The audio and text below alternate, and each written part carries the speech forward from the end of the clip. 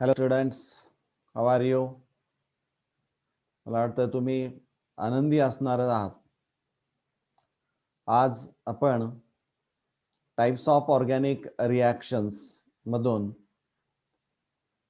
Second type addition reactions हा पाहणार आहोत. ॲडिशन रिॲक्शन्स म्हणजे काय?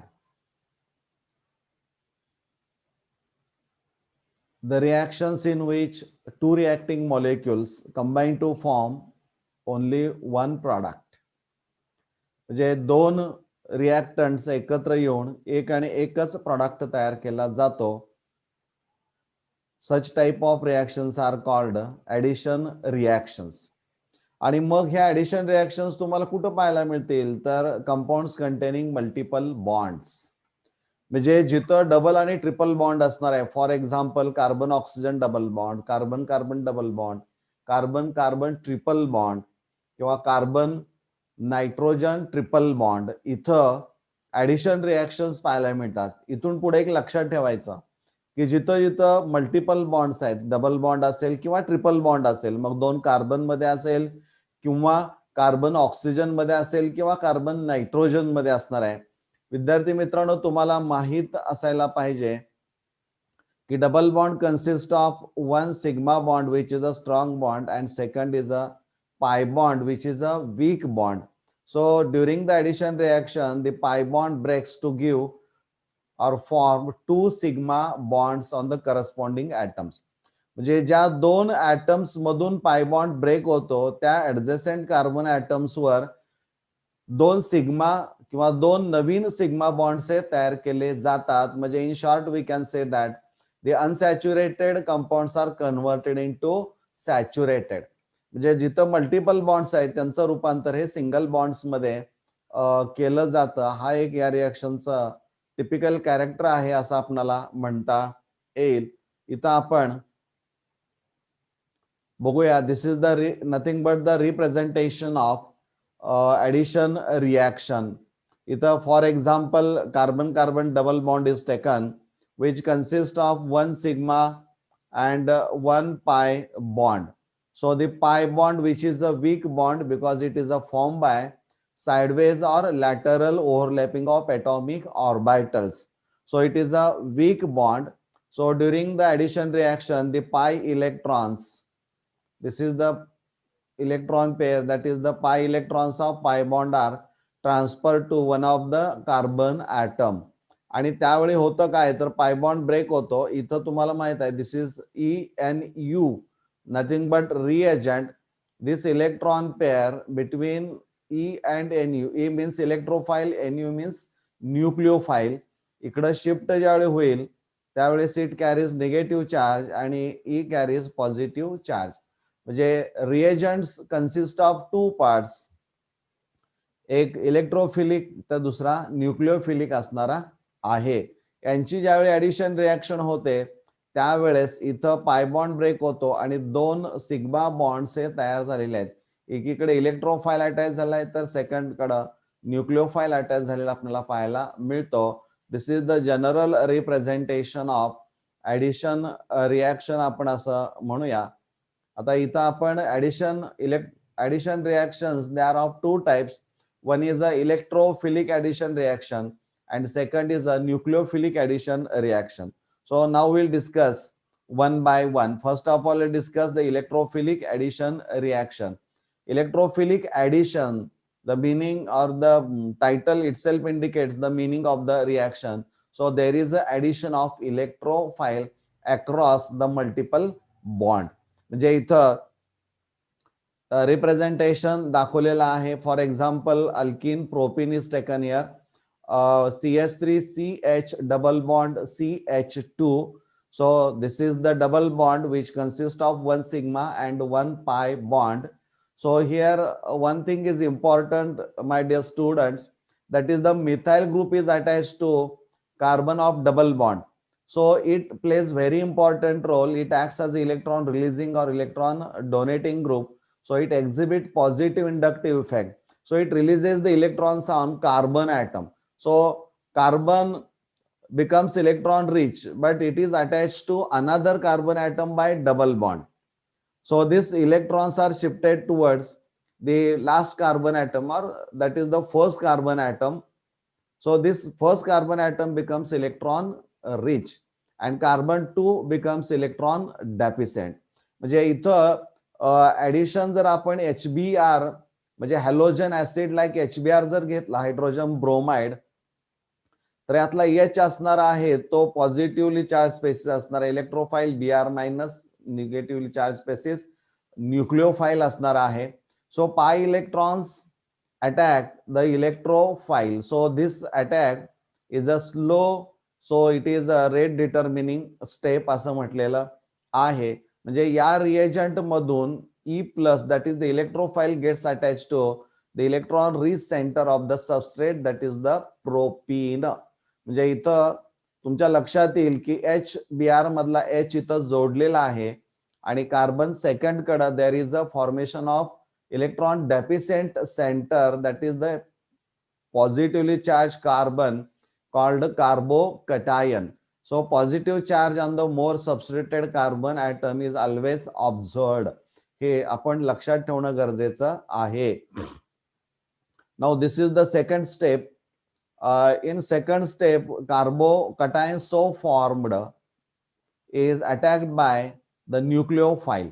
म्हणजे सेकंडरी कार्बोकटायन म्हणजे इथं कार्बन पॉझिटिव्हली चार्ज कार्बन जो असणार आहे, it is bonded to 2 other carbon atoms. So it is a secondary carbocation and it gets attacked by nucleophile, that is the Br minus, so as to form the main product. Here isopropyl bromide is formed, किंवा 2-bromopropane is formed here. So this is the two-step reaction in which there is the addition of first addition of electrophile and then attack of nucleophile on so formed carbocation. म्हणजे इथून पुढे ज्या पद्धतीने तुम्हाला अशा reactions येणाऱ्या आहेत त्या हायड्रोकार्बन्स 11वीच्या विद्यार्थ्यांसाठी असेल किंवा 12वीच्या विद्यार्थ्यांच्यासाठी इतर जे ऑर्गॅनिकचे 3-4 टॉपिक्स असणारे आहेत ते महत्व आहे. त्यामध्ये या रिएक्शन्स चा टाइप तुम्हाला पाहायला मिळणारा आहे. हे जर तुम्हाला कळालं तर कुठेही अडचण येणार नाही. हे समजलं असेल. आपण आता इथं पुढे जाऊया. Now we'll discuss the second type of addition reaction, that is the nucleophilic addition reaction. The name itself indicates the meaning of the reaction. There is the addition of nucleophile in the substrate. इथं Nu minus, that is the nucleophile, and here C double bond O group, that is called carbonyl group, which is present in aldehydes and ketones or carbonyl compounds particularly. So again carbon oxygen multiple bond, that is the double bond, which consists of 1 sigma and 1 pi bond. Pi bond is a weak, so here oxygen, which is more electronegative, suppose this is the electron of carbon and this is the electron of oxygen. So this is the electron pair, or pi electrons of pi bond are shifted towards the more electronegative atom. So oxygen acquires a partial negative charge and carbon atom, as it gives its 1 electron to more electronegative atom, that is the oxygen, so it becomes electron deficient, means acquires partial positive charge. So this is the electrophilic center and this is the nucleophilic center. So when this nucleophile approaches the carbon of substrate, that is the carbonyl carbon in aldehydes and ketones, so there is a formation of a new bond between attacking nucleophile and positively or electrophilic carbon. म्हणजे या पद्धतीने न्यूक्लिओफाईलचा attack हा इथं झालेला आपल्याला पाहायला मिळतो आणि अटॅक होईल त्यावेळेस इथं ऑक्सिजन कडे निगेटिव्ह चार्ज येईल. So this is nothing but intermediate, आणि इंटरमिजिएट जो असणार आहे so form on acid hydrolysis. Acid hydrolysis generally carried out by using dilute mineral acids like dilute HCl और डायल्यूट सल्फ्युरिक ऍसिड. इथं एरोवर H3O plus लिहितात किंवा H plus, किंवा simply can write acid hydrolysis. So this oxygen minus जो असणार आहे तिथं हा ऍसिड हायड्रॉलिसिस मधून H+ जोडला जाईल. So there is a O is converted into OH. म्हणजे इथं रिएक्टंट मधला जो O आहे, carbonyl oxygen is converted into OH. This is the general reaction which represent the nucleophilic addition reaction type. Now we'll take example acetone, that is the dimethyl ketone. When it reacts with CS3MgBr, that is the Grignard reagent, methyl magnesium bromide. You know that the methyl magnesium bromide मध्ये it acts as a nucleophile म्हणून तो असणार आहे. त्याचं कारण असणार आहे की कार्बन आणि Mg बॉन्ड जर पाहिला, कार्बनचा इलेक्ट्रॉन मॅग्नेशियमचा एक इलेक्ट्रॉन असणार आहे. Magnesium is a metal, so it gives electrons to carbon of alkyl group, that is the methyl. म्हणजे 1 electron of magnesium is donated to alkyl group, that is the methyl.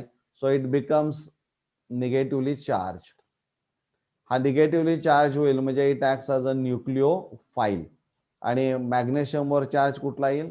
Positive येणारा आहे. म्हणजे या पद्धतीनं ती reaction असेल. आणि इथं पाय इलेक्ट्रॉन्स इकडे शिफ्ट होतील, त्यामुळं याच्यावर पार्शल निगेटिव्ह चार्ज, तर याच्यावर पार्शल पॉझिटिव्ह चार्ज येईल.